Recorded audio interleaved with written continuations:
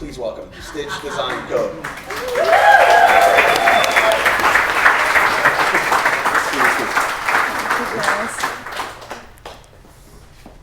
Morning, everybody.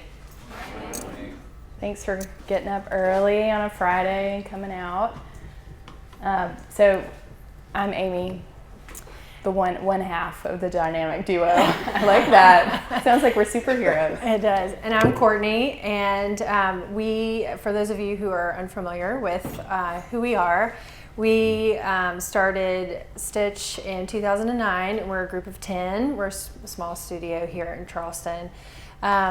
We primarily focus on brand identity and comprehensive applications such as packaging, digital assets, and really creative spaces, just kind of everything in between.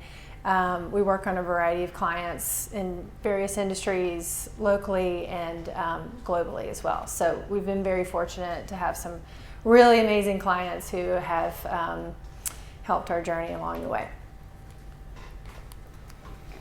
So when we first were asked to do this, and Yvonne mentioned that the topic was symmetry, we went, oh, yeah, that's good. That's good for us. Because I think we both naturally are drawn to it, and this is a reinforcement of that. This is a picture of our office, and I didn't quite realize how ridiculously symmetrical it is till we were putting this presentation together.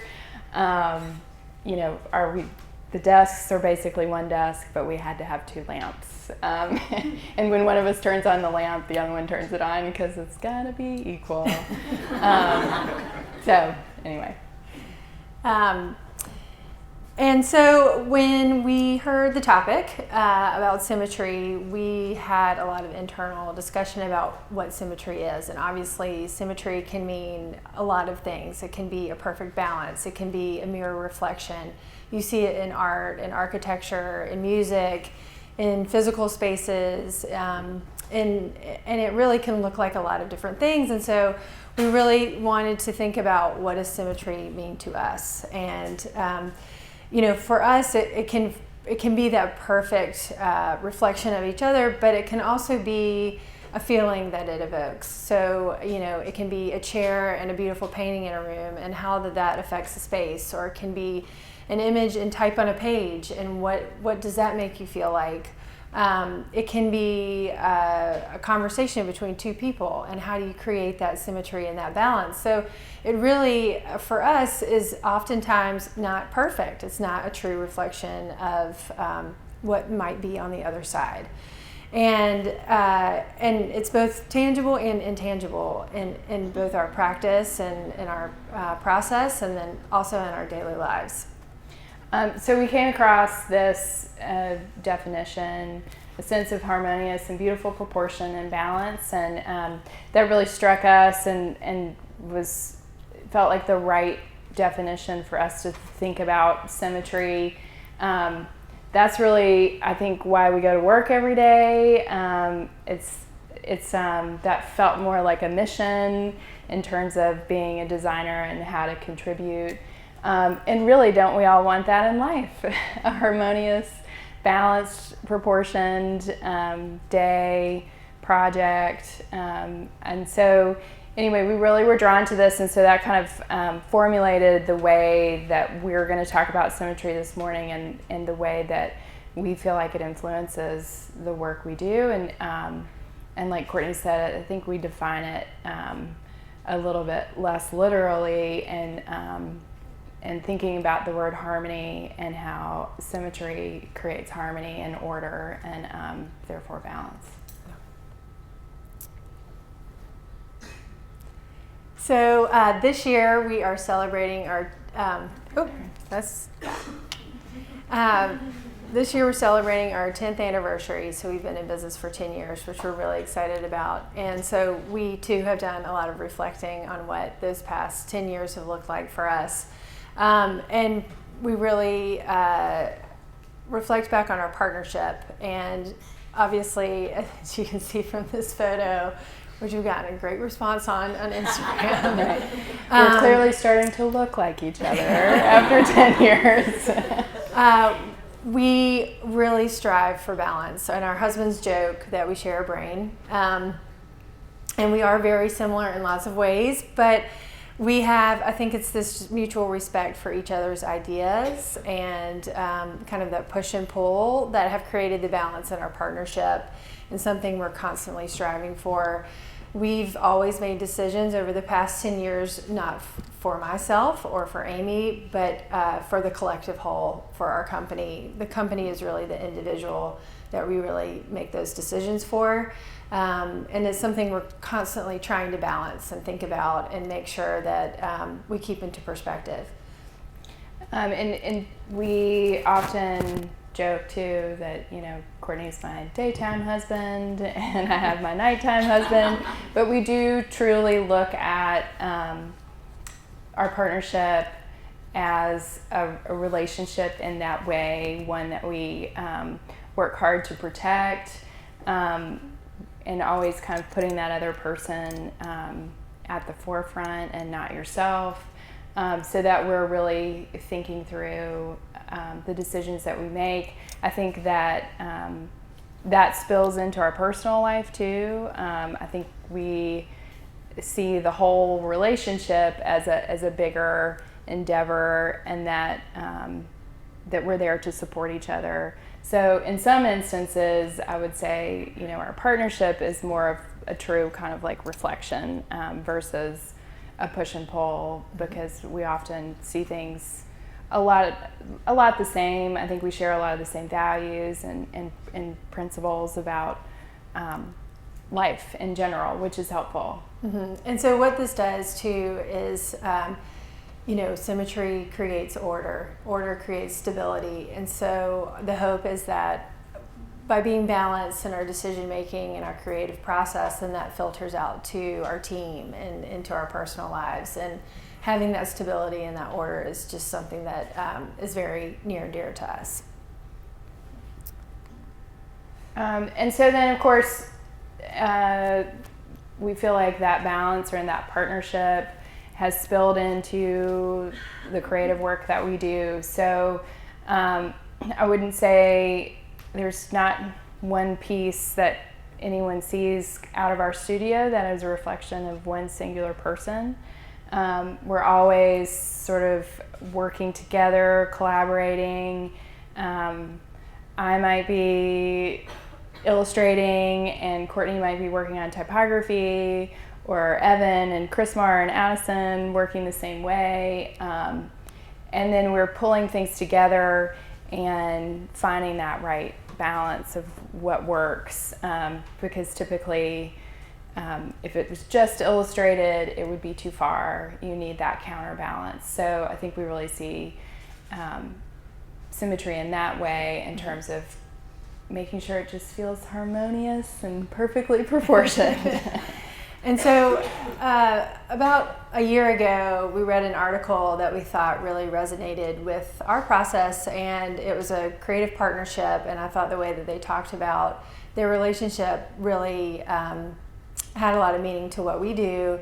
And one of the creative partners described themselves oftentimes as a rock.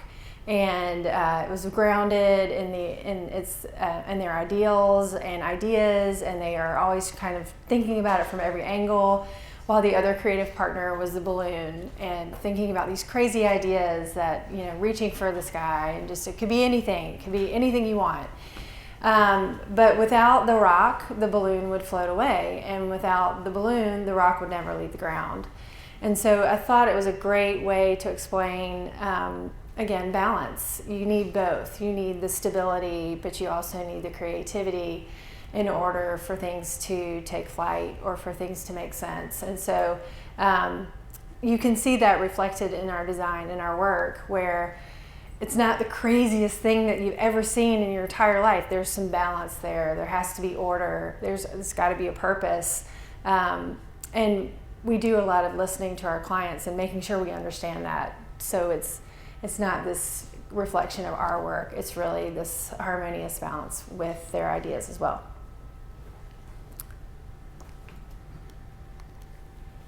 And so we created a little graphic for today, and if you can't see it, on one side we have order, and on the other side we have innovation, and those things coming together is full potential. And we say that because a big part of what we do, and I think maybe what makes us Stitch, is that we're really all about process, and we're really true to that process, and we're constantly refining and evaluating that process. I think it's really important as creatives.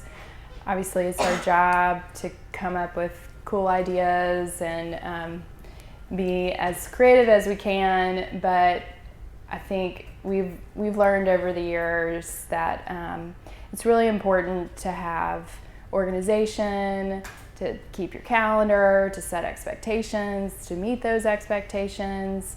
And without that, you can't do your best creative work. We've found that organization and being buttoned up, for the lack of a better word, creates trust in your client relationships. And when you don't have that trust, you can't be creative. And so that's when I feel like, you can really push the boundaries when you can form that relationship with the client, and you don't have the distractions of, you didn't send me that email when you said you were, because that often just takes the focus off what you're really there to do together, and that's to create the best possible project. So right.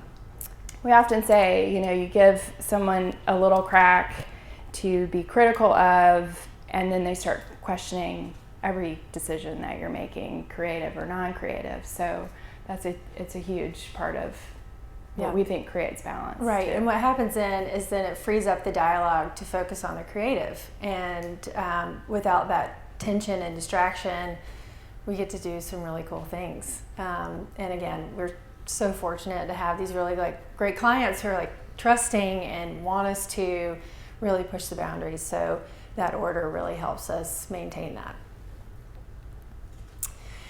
So speaking of the client, again, they're truly partners in our creative process. We are oftentimes approached with projects that are unfamiliar to us, and we do a lot of listening because we want to make sure that what in solution is truly a reflection of their vision. And something that doesn't feel trendy or that's not going to be relevant in a few years. So we ask them to participate at every moment. So in a client situation, I should turn the slide. In a client situation, we always ask that they be at the table with us. They are our counterpoint in most projects. This is a great example where our client wanted to disrupt the olive oil industry, and she really had this strong why and this huge vision to disrupt and debunk myths about olive oil. She just loaded us up with facts and figures and all this, all of her ideas about how to change the olive oil industry. But we needed to counterbalance that. We needed to think about the end user and how they would emotionally connect to the package. If she were to design the package, it would look like an infographic with really bad photography, and it would probably be, pages and pages long of this information. And so that's all relevant and it's all important. And that was her goal, was to educate people on olive oil. So how do we counterbalance that? And really thinking about how to make it equal. And so that collaboration can really push us to think about those things and make sure that we're striking the right balance there. And another great example of that, and looking at it in a little bit different light in terms of client collaboration, we did the work for Lewis Barbecue. John Lewis is an extremely creative, cool dude, and he had a lot to bring to the table. And sometimes the ideas at first here were, we would go, huh, really? you want the gift card to look like a golden ticket and a candy bar, but you don't want it to look like the branding. And as designers, we can think, oh gosh, that's not consistent. That's gonna be confusing. But to just sort of take a step back and say, clients really have a lot to bring to the table too, and to be open to hearing that and allowing that to push your creative process. I think we always look at every situation as there's a solution to every problem, even when somebody's asking for something that we don't understand at first, to push ourselves to say, okay, we can do this. We can come to the table and create balance through our viewpoint and hearing their input as well. We get the feedback a lot that our projects look like they were oftentimes rooted in the past, but have a modern bent to them. And it's something that for a while there, I don't think we realized in our own work, but when we reflect back, it's something that is really important to us to always kind of walk that line between past and present. And that duality for us has created projects and branding that we hope feels timeless. And so we're finding more and more that projects and clients are coming our way looking for that duality, making sure that they have a brand that they're creating that will last and not feel, again, like 2019. So we're constantly walking that line and making sure we're considering both, making sure we're inheriting all the good assets from the past and making them feel relevant for today and onward. Mm-hmm. And this project's a great example of that. The Grayfield Inn in Sea Island, Georgia is a very historic property, and they came to us wanting to refine their branding, and so we always go when we can, and we went and spent a couple days, and immediately when they reached out to us, I think we knew that the answers were probably there on the property and just needed to be extracted out of what they had already authentically created over the last couple of decades. So we spent time going through the family's personal library, looking at the book plates. This is handwriting from the original owner of the property that she had written in a book, just denoting that this book belonged at Grayfield.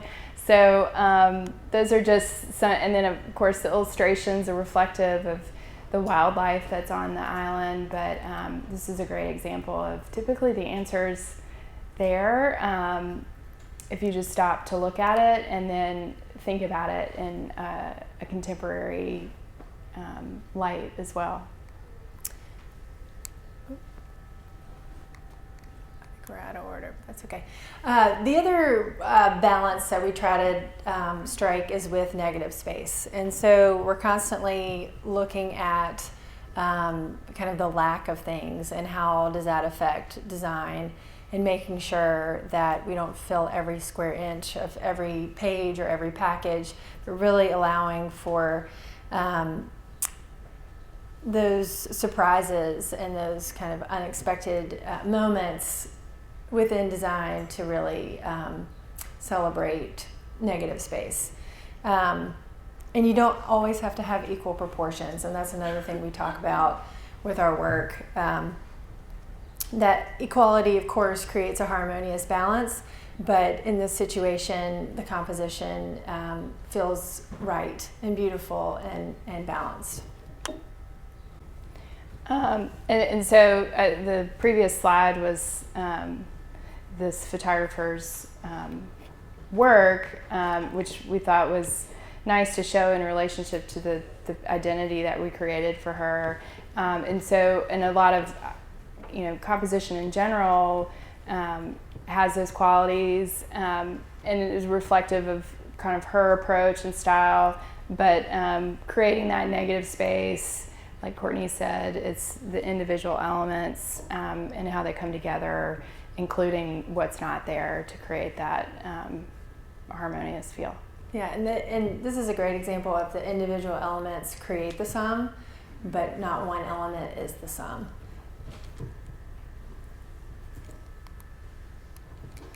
And so just like past and present, masculine and feminine, I think is a line that we really try to straddle as well.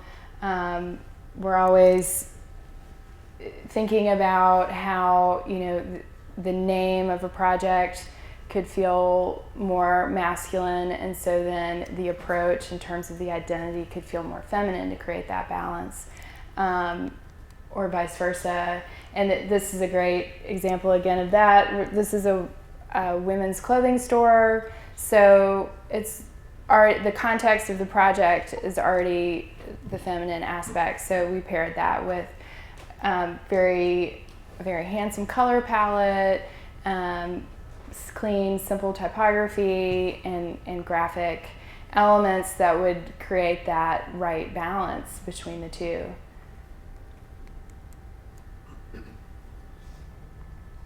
Sorry, I couldn't see it at first. So dark. But two, composition is really important, and thinking about kind of those basic elements and how they can come together. A lot of times we're just starting with simple concepts like line and shape and texture, and start playing around with those to kind of come up with the right solution.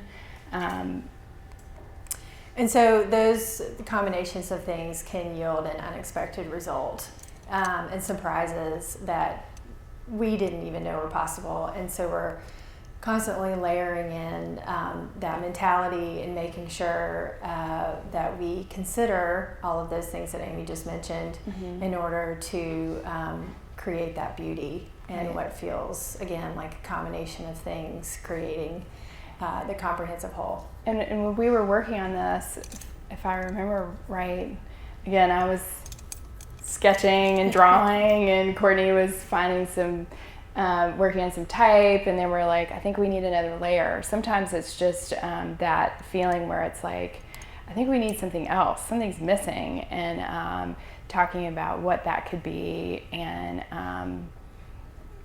it's important to be thoughtful, but it's also really important to be experimental in that way, because oftentimes we're just doing things and all of a sudden it makes you stop and say, oh, that's pretty cool. And that's a big part of kind of the process. Right.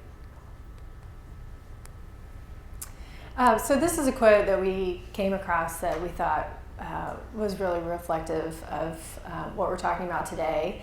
But it is the harmony of the diverse parts, their symmetry, their happy balance in a world. It is all that introduces order, all that gives unity, that permits us to see clearly and to comprehend at once both the ensemble and the details. So it's not just the individual piece that we might be working on. We also really think about it as the collective whole. It's one of the reasons why we really try to work very comprehensively with our clients, because it's a big part of how we approach things.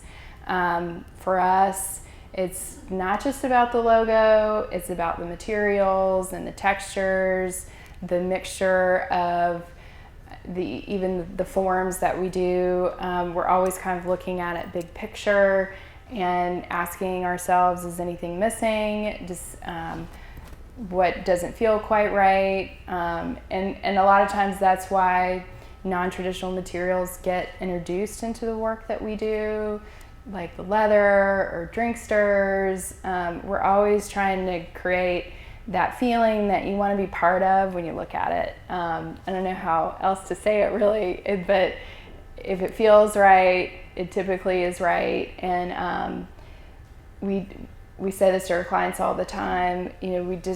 While the logo is extremely important, you'll never see us regurgitate it over and over and over again in the same way, because we like everybody to feel delighted every time they pick something up and know it's from the same brand, but be like, oh, look at this is so cool. I think we always want that reaction and engagement with the work that we're creating. And so obviously we've talked a lot about how symmetry affects our own personal work, but we really try hard for that to carry through to our team. We have an amazing team, and we try to work very seamlessly with them. We're constantly picking up and putting down and shifting work within our office to make sure, again, that we get that harmony just right. And we work hard to create an environment that allows for collaboration. Everyone has a voice. We try to bring everybody to the table, even those who aren't necessarily on the most creative end of the spectrum. We want them to be involved. We've found that when one voice is louder than the other, then the balance is off. When one individual dominates the dialogue, the whole becomes uneven, and we don't feel that harmony. So we very much feel like we are a sum of our parts, and we act that way creatively and also just from a day-to-day workflow. Mm-hmm. Yeah, I think it creates better work out of our studio, but I think it also makes it more fun to come to work. Like I've always said to Courtney, when there's somebody that you can ask for help or collaborate with, it takes the pressure off. Being creative can be really hard sometimes, and you just don't always know the answer. And if you can rely on other people around you who you trust and know that you're working on the same team, it can really be a beautiful thing to sort of take all that stress away from it, and it allows, I think, more ideas to come to the surface. Yeah, and so all that conversation means bigger ideas and better projects. Thank you.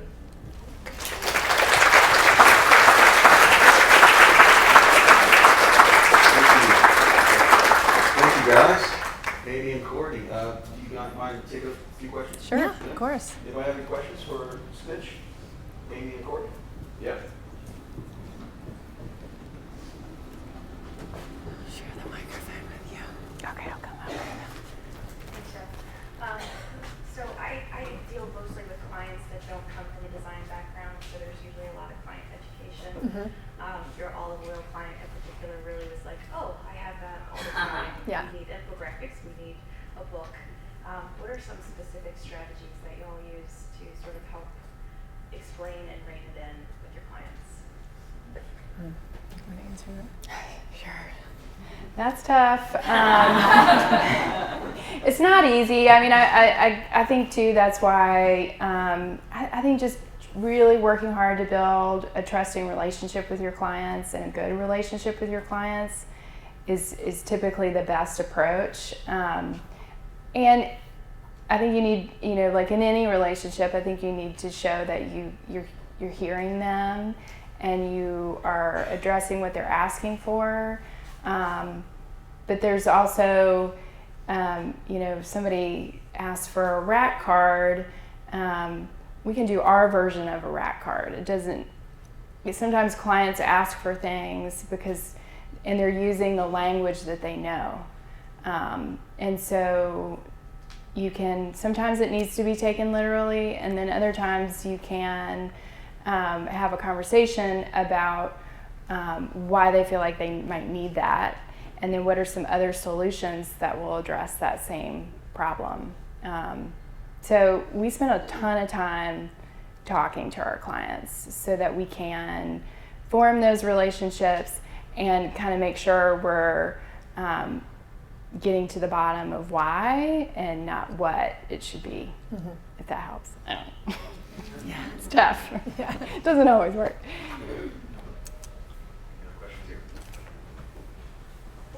You guys seem to work really well together, but everyone has times that they don't. So when you're not in Symmetry, what are some strategies that you use to get back to that? That never happens. I mean, it really rarely happens, and I'm not kidding about that. I think we have such a huge respect for one another.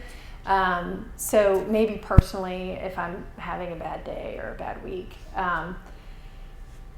I think I think she can sense that, and maybe, you just kind of, it's a quieter week. But, I think it's just important to get up out of your chair if things aren't going as smoothly, if the harmony is off, the balance is off, change your perspective. Go do something else for a minute. Go home, just take a break.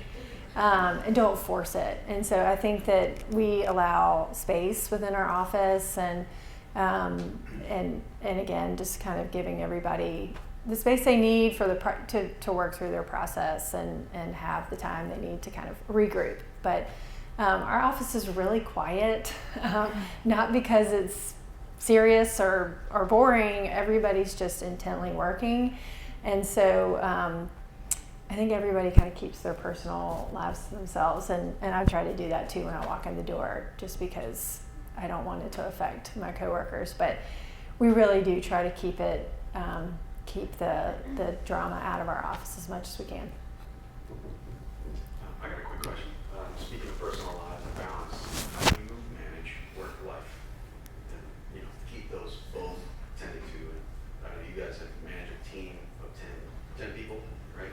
Including ourselves, yeah. 8. And probably you work more than you should, I'm sure. How do you strike that balance? I'll answer this one. We've gotten better at it over the years. I mean, I would say, and our husbands are in the room, and I know they remember these days. I mean, 10 years ago, it was just Courtney and I, and we had two young kids, and they're still young, but they were babies at the time. And we would work all day, we would come home, get everybody to bed, and when they're babies, they go to bed at like 7:30, and we'd get the computers right back out and start working again.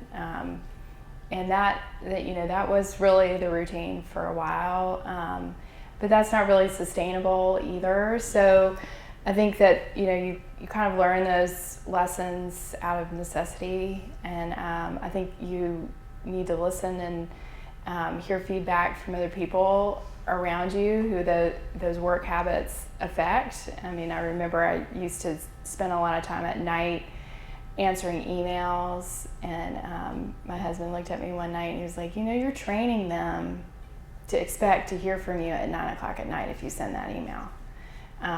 You're not setting boundaries. And he's like, write the email, don't send it, wait till office hours. And that always sort of stuck with me. And so I think too, as creatives, sometimes I think we're taught that the harder we work or the longer we work on something, the better it's going to be. And sometimes that's the case, but a lot of times it's not, that I think you can go to work at 8:30 and leave at 5:30. We have the luxury to do that because it's not life or death. We say that all the time. I mean, that's pressure when you're like in surgery. And somebody's life is on the line, right? So sometimes if you compare it to, what it could be, then kind of puts some things in perspective. But I think we've just established some rules for ourselves over the years, as silly as that sounds, that kind of help keep that in check. Yeah. No, sounds great. Don't give anybody your cell phone number. Right, never. You have an amazing brand yourself and a lot of great clients, so I'm sure you get a lot of inquiries. And how do you deal with inquiries and proposals and set expectations for pricing? Yeah, you can answer that. Sure. So the other team member who's not here, Lane, is very involved in that process with us. But we see either Amy or myself see every email that come in, all the inquiries that come in. We determine if we feel like it's going to be a fit for our studio. More and more, we're trying to work comprehensively. So we love clients like Kiowa River who are at the infancy and need really everything. That's really our goal, is to have a hand in all of those things. So that's kind of like the first litmus test. It doesn't, not all our clients are of that scale, but we try to really make sure that we feel connected to the project and that it's something that aesthetically we feel like we can achieve. And then if it is, we'll set up a call. And so again, either Amy or myself are on the call so we can hear firsthand about the project, make sure it's a fit. And sometimes it's not. Sometimes on the call we realize, this isn't a great fit for our studio right now because of timing. They want it next week, or because it really wasn't what we thought in the email. So we try to listen to a potential client or a client at every step of the way on the phone, if possible. A lot can get lost in translation. So once we really get a firm understanding of the process and the project, then we'll start to talk about pricing. And really every proposal is different. So it does take up a huge amount of time in our office, but it's something we take really seriously.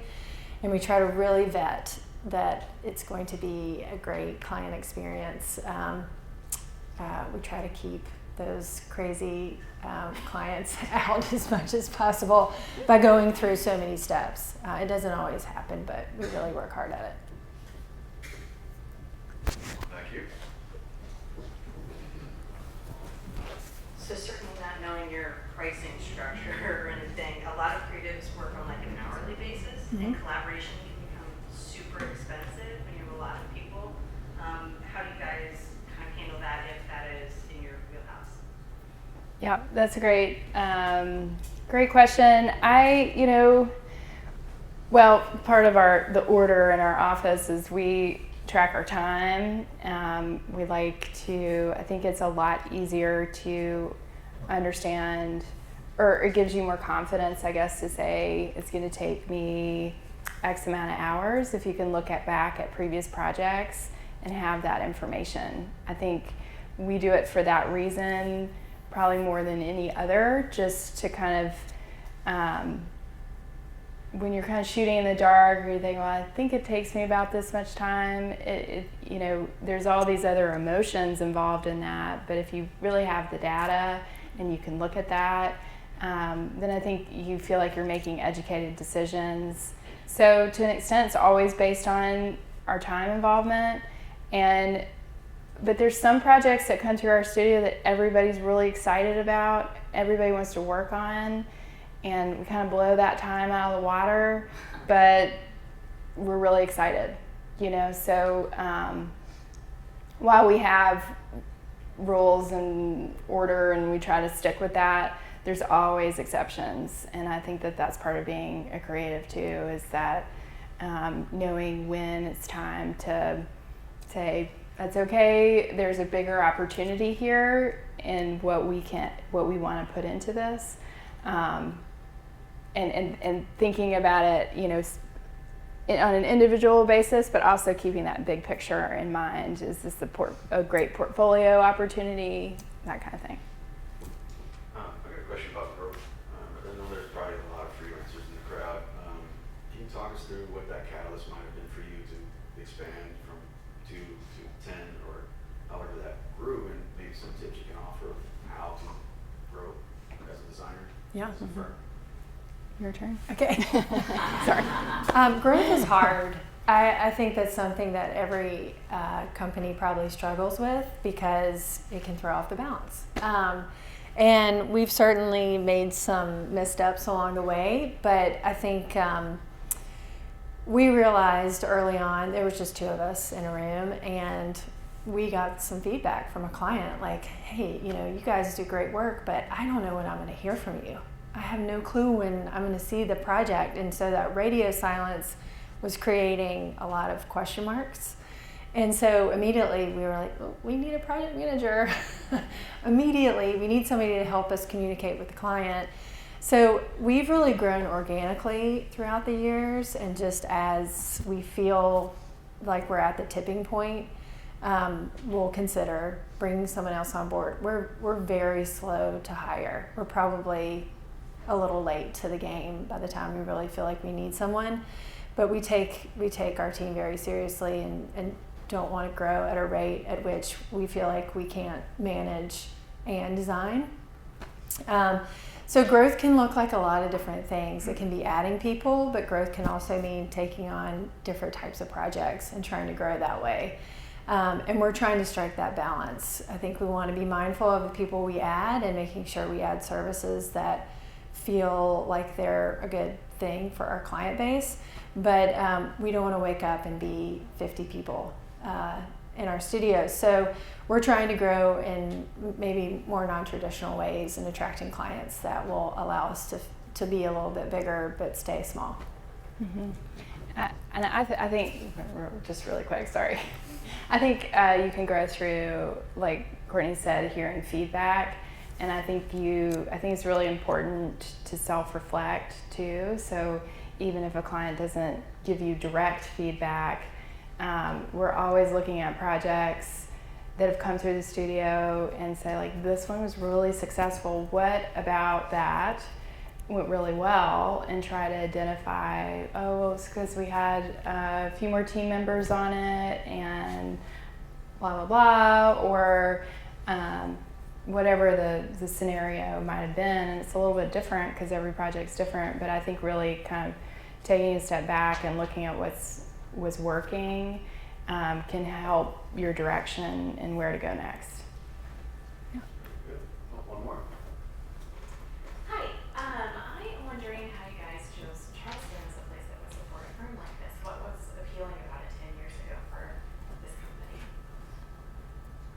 Well, we probably have both different answers for that one. I didn't necessarily seek it out. We landed here via Clemson University with connections from there. That's right. Oh. And so we just sort of ended up here, and that was 18 years ago, which is crazy. But and didn't necessarily have big plans to like stay and start a design firm, and you know, I think life just sort of happens, and I think the opportunities that come your way, you just have to make the most of them. And I'm so thankful for how things turned out, but it wasn't necessarily my plan. And I think a lot of people probably have that same experience, because that's just how life goes. But I think too, kind of reflecting back on that, it was a good thing, you know. So being open to that, and ultimately that's why we started a studio together. We had both worked for other people, worked on our own. It was it's still a small creative community, but it was really, really small at the time. Yeah. And it was just sort of the next logical step, you know, not necessarily part of this big grand plan that we had come up with. Yeah.